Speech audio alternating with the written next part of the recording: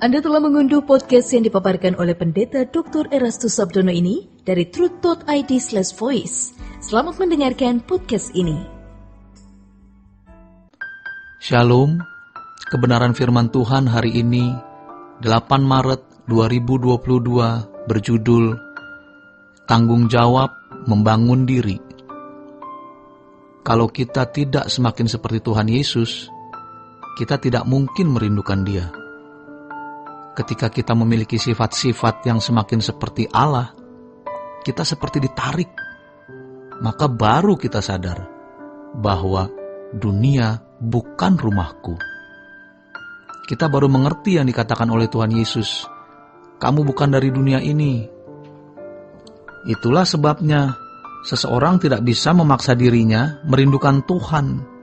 Tidak bisa memaksa dirinya menghayati dunia bukan rumahnya, kalau sifat-sifatnya masih sifat-sifat dunia. Manusia harus dapat memiliki sifat-sifat Allah, tetapi tidak otomatis. Maka manusia bertanggung jawab untuk membangun dirinya. Dan sejak manusia diciptakan, ia sudah memiliki tanggung jawab itu. Sebab kalau kita tidak berjuang untuk memiliki sifat-sifat Allah, kita akan memiliki sifat-sifat yang lain. Agama mengajarkan hukum. Kekristenan mengajarkan perubahan kodrat. Itulah sebabnya Allah menciptakan manusia segambar dengan dirinya. Tetapi keserupaan dengan Allah, yang artinya sifat-sifat seperti Allah, menjadi tanggung jawab manusia itu. Tentu untuk memiliki sifat-sifat Allah, manusia tidak bisa mengusahakannya sendiri. Roh Kudus akan memimpin. Dalam Kejadian 1 ayat 27 dikatakan, maka Allah menciptakan manusia itu menurut gambarnya. Menurut gambar Allah diciptakannya dia, laki-laki dan perempuan diciptakannya mereka. Allah menciptakan manusia tanpa bahan, yang artinya idenya dari Allah. Bara menciptakan gambar, yang dalam bahasa Ibraninya selem. Tetapi rupanya, yang dalam bahasa Ibrani demut, yang memuat sifat-sifat Allah, harus diusahakan oleh manusia itu sendiri. Tentu dalam pimpinan Allah. Allah menciptakan manusia menurut gambarnya. Artinya, Allah menaruh jiwa, pikiran, dan perasaan yang ada di dalam manusia, sama seperti Allah sendiri, yang juga punya pikiran dan perasaan. Tetapi kualitas dari pikiran dan perasaannya diusahakan oleh manusia itu sendiri dalam pimpinan Allah. Ketika Tuhan Yesus mengatakan, berikan kepada kaisar apa yang wajib kamu berikan, tetapi kepada Allah apa yang wajib kamu berikan? Apa yang wajib diberikan kepada kaisar? Uang dinar. Kenapa? Karena di uang dinar ada tulisan dan gambar kaisar. Lalu, apa yang harus diberikan kepada Allah?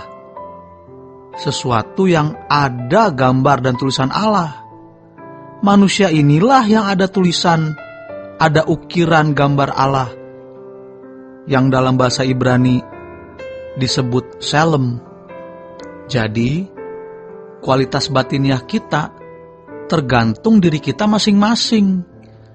Itu tatanan sejak semula. Desain awal memang manusia harus bertanggung jawab. Maka harus tahu 3 kata yang berarti mencipta.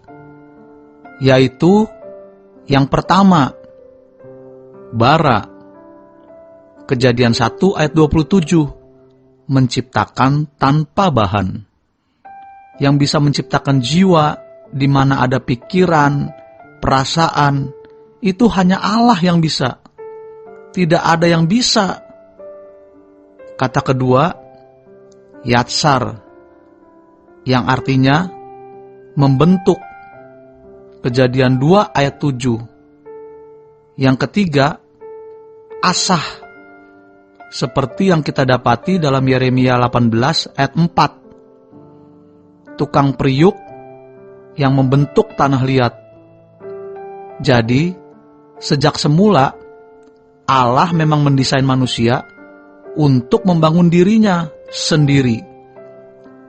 Allah memberi jiwa di mana terdapat pikiran dan perasaan.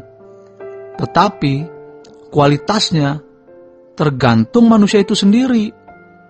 Manusia sudah jatuh dalam dosa, rusak.